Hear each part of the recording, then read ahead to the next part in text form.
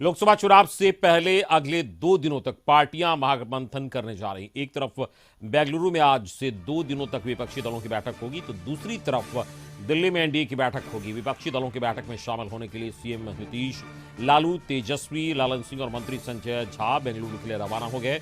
बेंगलुरु में शाम 6 बजे से बैठक रात 10 बजे तक बैठक चलेगी। रात में 10 बजे डिनर का कार्यक्रम है। 18 जुलाई को सुबह 11 बजे से ये बैठक दिन के 3 बजे तक चलेगी। इसके बाद संयुक्त रूप से सभी बड़े नेता प्रेस कॉन्फ्रेंस को संबोधित करेंगे। इस बैठक में 26 दलों के शामिल होने का दावा किया जा रहा है। साथ ही उम्मीद जताई जा रही है कि सीटों के बंटवारे की रूपरेखा भी तय हो जाएगी। तो विपक्षी एकता की बैठक होगी और आपको बता दें कि विपक्षी एकता को बैठक को लेकर बेंगलुरु में सभी पार्टियां एकजुट हो रही है। विपक्षी जितनी पार्टियां 26 पार्टियों के एक साथ आने का दावा किया जा रहा है और 8 नई पार्टियां इस बार की मीटिंग में शामिल हो रही है, जिसमें ज्यादातर दक्षिण भारत की पार्टियां और एक तरीके से कहा जाए बीजेपी के खिलाफ विपक्षी एकता को एकजुट करने की कोशिश वहां पर हो रही है। और ये विपक्षी एकता की दूसरी बैठक होगी। पहली बैठक पटना में हुई थी, दूसरी बैठक बेंगलुरु में हो रही है और इसको लेकर जो नेता है वहां उनका पहुंचने का सिलसिला शुरू हो गया है। आज रात को डिनर भी सोनिया गांधी जो विपक्ष के सभी नेता हैं उनको दे रही हैं और इस पर एक तरीके से कहा जाए डिनर डिप्लोमेसी भी आज होगी। और कल महत्वपूर्ण बैठक है और सुबह 11 बजे ये बैठक कल शुरू हो जाएगी, जिसके बाद शाम के 4 बजे तक ये बैठक चलेगी और इस बैठक में स्ट्रैटेजी बनाई जाएगी लोकसभा चुनाव को लेकर, कैसे विपक्ष को मजबूत किया जाए और किस तरीके से विपक्षी एकता की धार को तेज किया जाए। इस पर मुख्य रूप से चर्चा होगी। जो रणनीति है वो बनाई जाएगी, प्लानिंग बनाई जाएगी और किस तरीके से लोकसभा चुनाव में स्ट्रैटेजी हो, कैसे कौन सी पार्टियां अपनी भूमिका निभाए, ये देखने वाली बात होगी। दूसरी तरफ एनडीए भी शक्ति प्रदर्शन करेगा। मंगलवार को दिल्ली में पीएम मोदी की अध्यक्षता में एनडीए की अहम बैठक होने वाली है। इसको लेकर प्रदेश अध्यक्ष सम्राट चौधरी दिल्ली के लिए रवाना हो गए हैं। जाने से पहले सम्राट चौधरी ने कहा कि बिहार में नीतीश कुमार कोई फैक्टर नहीं है, बल्कि लालू यादव फैक्टर हैं। सम्राट चौधरी ने सभी 40 सीटों पर जीत का दावा किया। बता दें कि एनडीए की बैठक में करीब 20 से ज्यादा पार्टियों के शामिल होने की उम्मीद है। बिहार में भी एनडीए ने अपना कुनबा बढ़ाया है। नीतीश कुमार के अलग होने के बाद चिराग पासवान, जीतन राम मांझी और उसकी आबादी में बिहार में 4 से 5% है, जबकि उपेंद्र कुशवाहा की जाति की आबादी 6 से 7% है और जीतन राम मांझी की जाति की आबादी लगभग 2 से 3% है। इन तीनों को साथ लेकर एनडीए अपना वोट बैंक बढ़ाकर चुनाव में जाना चाहती है। अब देखना होगा कि एनडीए के तीनों नए साथी कितना फायदा दिला पाते हैं। कुमार जी कहीं जाए कोई फर्क नहीं पड़ने वाला है। बिहार में 40 की 40 seat Bharatiya Janata party alliance जीती। लालू जी एक फैक्टर है, मैं बार बार कहता हूँ। नीतीश कुमार कौन फैक्टर है भाई?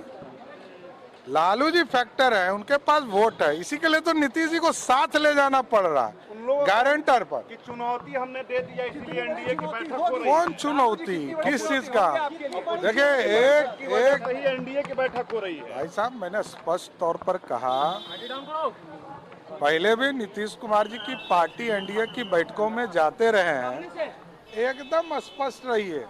बिहार में अब नीतीश कोई फैक्टर नहीं है, लालू प्रसाद सिंह।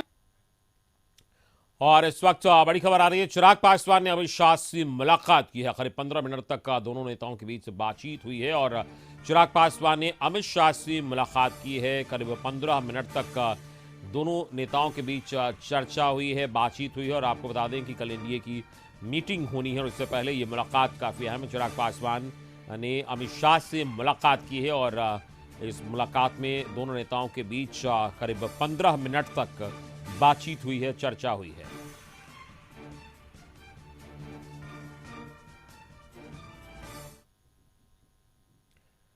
वहीं एनडीए की बैठक पर आरजेडी नेता ने तंज कसा है। विधायक भाई वीरेंद्र ने कहा कि बीजेपी ऐसे लोगों का कुनबा जुटा रही है जिनका कोई जनाधार नहीं है, जिन पर भरोसा भी नहीं किया जा सकता।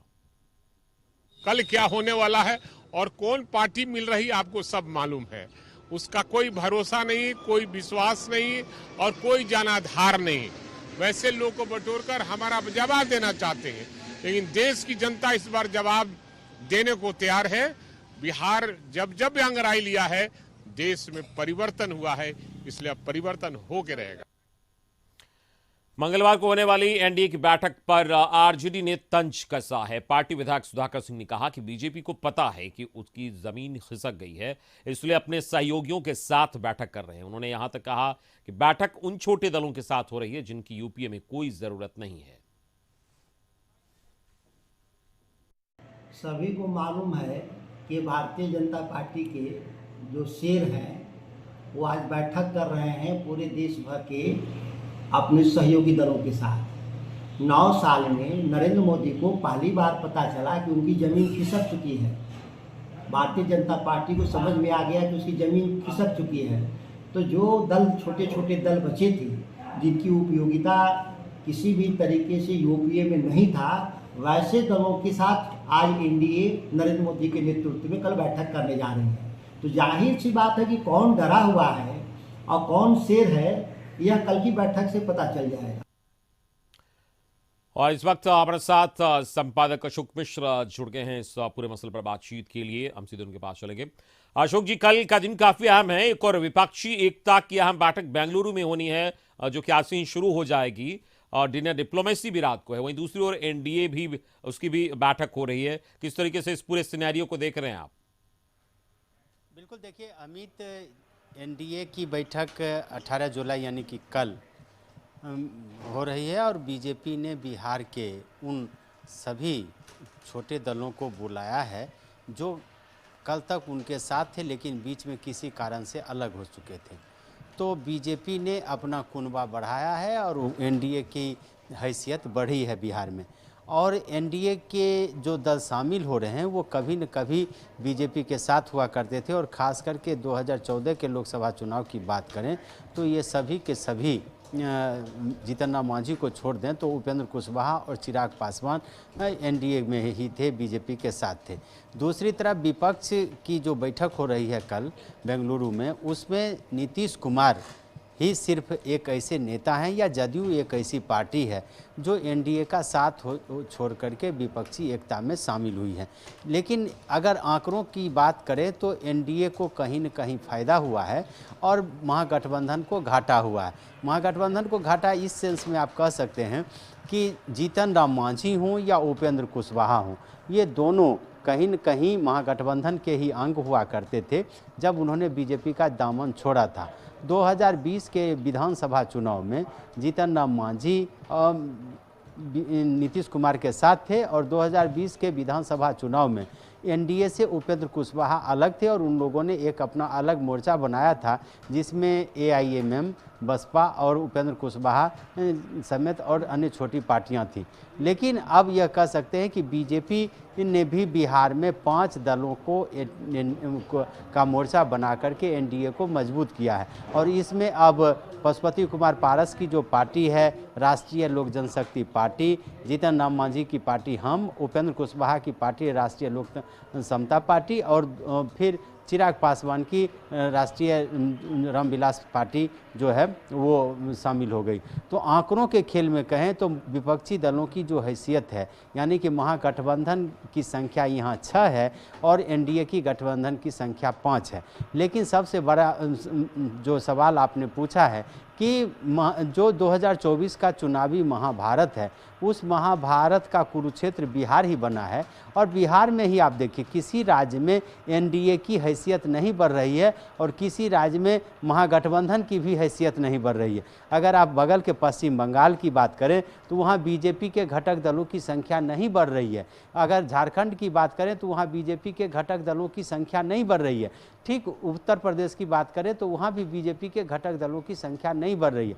लेकिन सबसे बड़ा सवाल ये है कि एक तरफ नीतीश ने अगर मोर्चेबंदी की है जो नरेंद्र मोदी को हटाना चाहते हैं, तो नीतीश के खिलाफ बीजेपी ने भी मोर्चेबंदी की है और वह भी नीतीश के जो अभियान थे उस अभियान को एक तरह से हवा निकालने की कोशिश की है। इसलिए कल आप देखिए दोनों एक ही दिन एनडीए घटक दलों की बैठक और विपक्षी दलों की बैठक एक दिन ही रखी गई है ताकि मीडिया की सुर्खियां सिर्फ एक गठबंधन न बने। और इसकी पूरी रणनीति बीजेपी ने तैयार की है और उसी का यह परिणाम है कि आप आप देख लीजिए कि चिराग पासवान जो नाराज थे उनको भी मना लिया गया, उपेंद्र कुशवाहा को भी साथ ले लिया गया है, जीतन राम मांझी को भी ले लिया गया है साथ।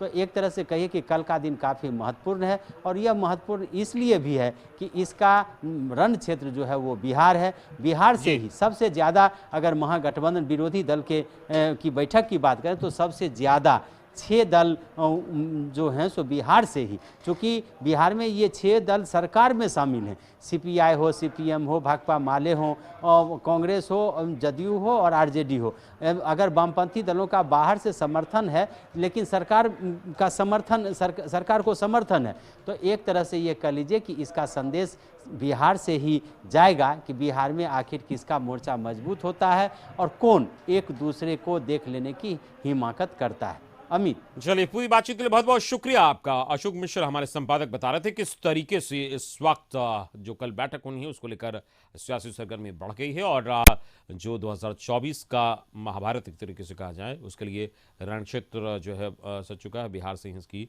शुरुआत हो रही है।